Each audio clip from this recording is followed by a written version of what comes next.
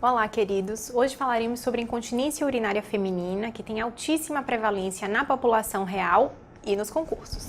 Vamos juntos?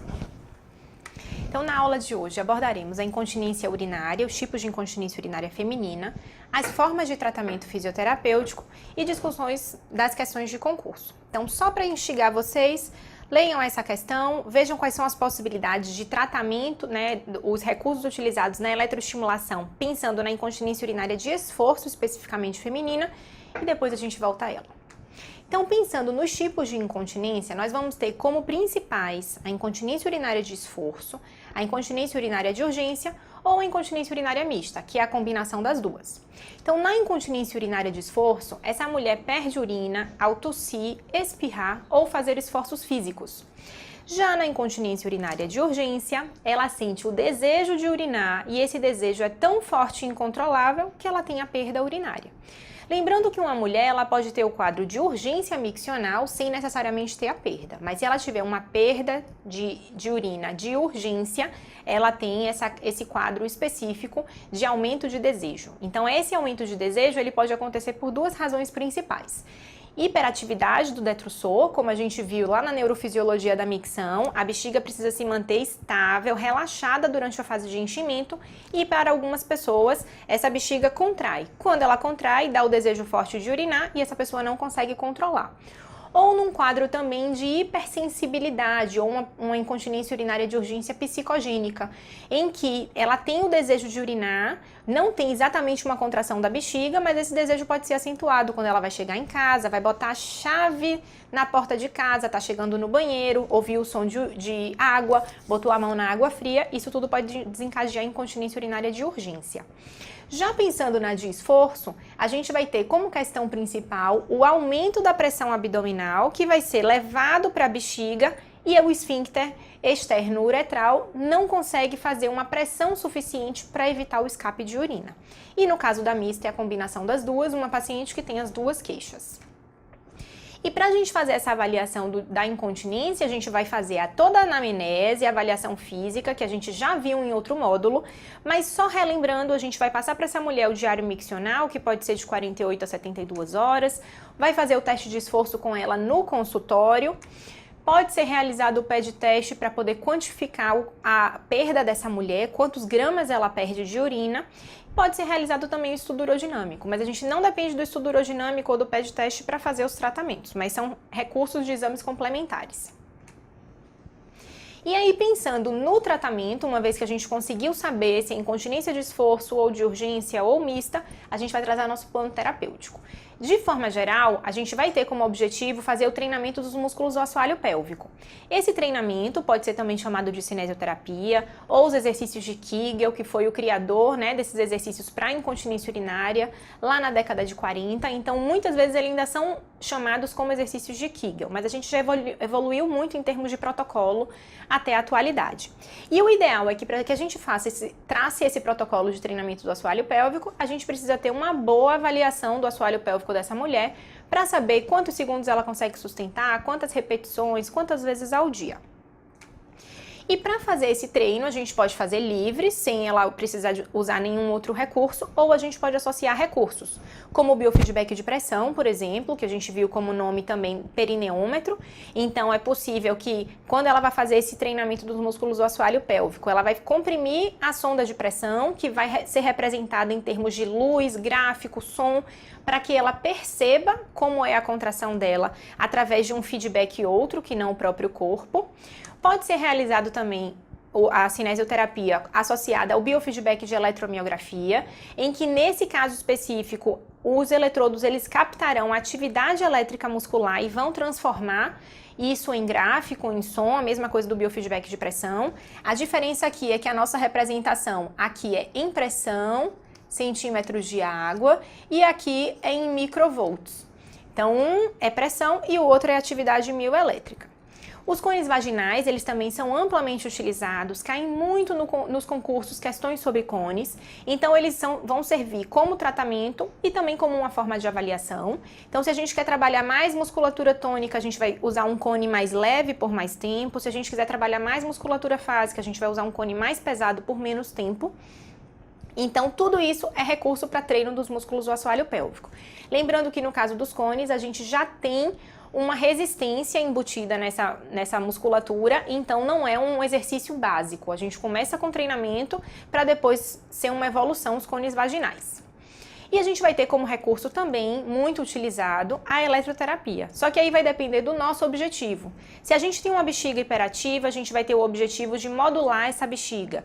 E também pode trabalhar com reforço de resistência muscular. Se a gente tem uma incontinência urinária de esforço, a gente vai trabalhar para ganhar força e conseguir fechar essa uretra. Então vai depender do nosso objetivo, a nossa escolha também da eletroterapia. E além disso, a gente tem a terapia comportamental. No caso da bexiga hiperativa, a gente vai precisar suspender alguns alimentos que são irritativos para a bexiga dessa paciente, como cafeína, frutas cítricas e ácidas, refrigerantes.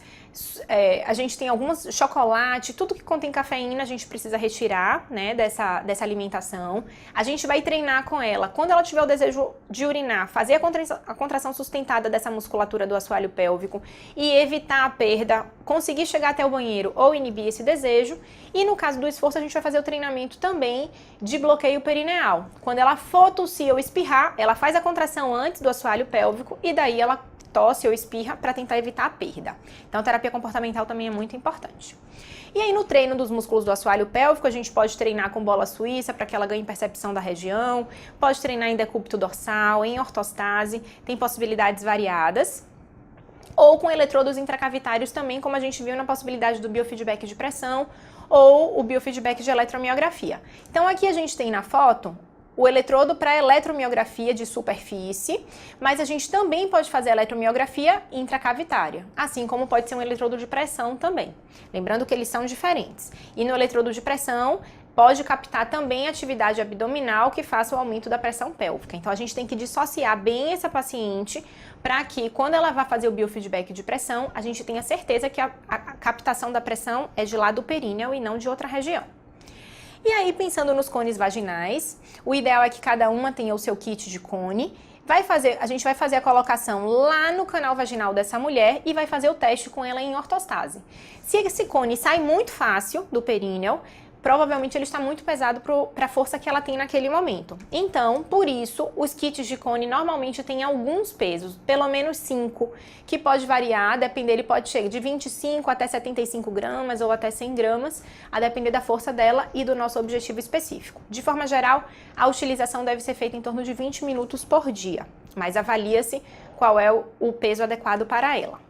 E em relação à eletroterapia, a gente tem objetivos diferentes e também tem locais de aplicação diferentes. Então, essa localização que a gente vê é o nervo tibial posterior, que é colocado abaixo de maléolo medial e acima do maléolo medial. Nesse caso, são eletrodos transcutâneos. A gente tem variações outras, né, da eletroterapia de superfície, na região de grandes lábios, na região parasacral, né, esses especificamente a gente vai falando para bexiga hiperativa, então é neuromodulação. Aqui é outra possibilidade de tibial posterior, mas notem que aqui é o percutâneo, então é utilizada uma agulha ao invés de eletrodos de superfície como que nós vimos anteriormente, e podem ser utilizados também os eletrodos intracavitários, seja via anal, seja via vaginal. Para esses eletrodos intracavitários, a gente vai conseguir trabalhar mais diretamente com a musculatura, né, do assoalho pélvico, então a gente pode trabalhar ganho de força, ganho de resistência muscular, mas a gente também pode fazer neuromodulação, já que ele vai fazer a aferência através do nervo pudendo. No caso do tibial posterior, ele faz aferência através do nervo tibial posterior para alcançar também a região sacral. Então, é muito importante que vocês fiquem atentos. A eletroestimulação vai ter objetivos diferentes, então a depender do seu objetivo, você vai fazer o seu protocolo de frequência, largura de pulso, intensidade e localização desses eletrodos.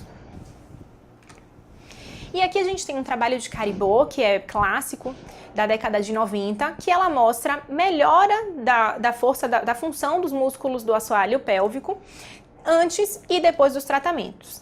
seja com exercício perineal, seja com eletroestimulação, seja com cone e até mesmo apenas com as orientações que foram dadas para o grupo controle. Então nós temos uma grande eficácia, uma boa eficácia fisioterapêutica e o tratamento da incontinência urinária é tida como nível de indicação primeiro é a fisioterapia, antes de medicação ou de qualquer cirurgia.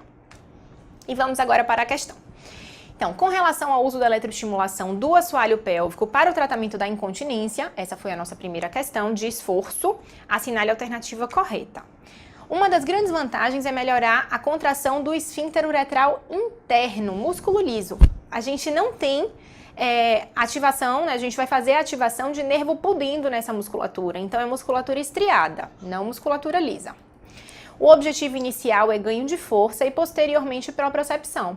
As coisas acontecem concomitantemente e é mais importante que ela tenha propriocepção inicialmente, percepção do assoalho pélvico, e o ganho de força vai se dando de maneira mais gradativa. A estimulação elétrica do assoalho pélvico é preponderantemente direta sobre o músculo-alvo. Não necessariamente, a gente pode fazer a utilização de superfície, como a gente viu anteriormente, né, naquelas figuras, ou pode ser na região de canal vaginal ou de canal anal, mas não necessariamente a gente vai ter uma ação direta sobre o esfíncter externo.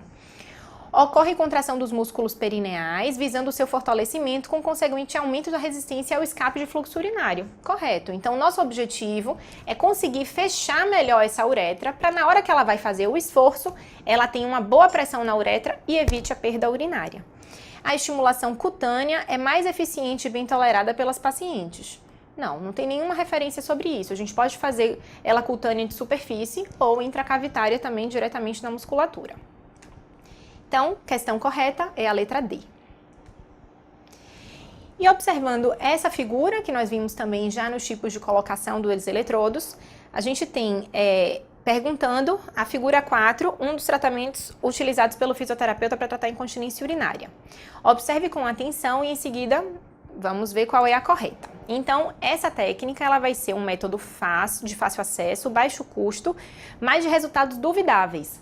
Não, a eletroestimulação de tibial posterior é amplamente utilizada no mundo e é recomendação grau 1. É indicada para o tratamento de incontinência urinária de esforço. Não, incontinência urinária de urgência ou só o quadro de urgência miccional. A estimulação inibe as contrações involuntárias da bexiga. Verdade.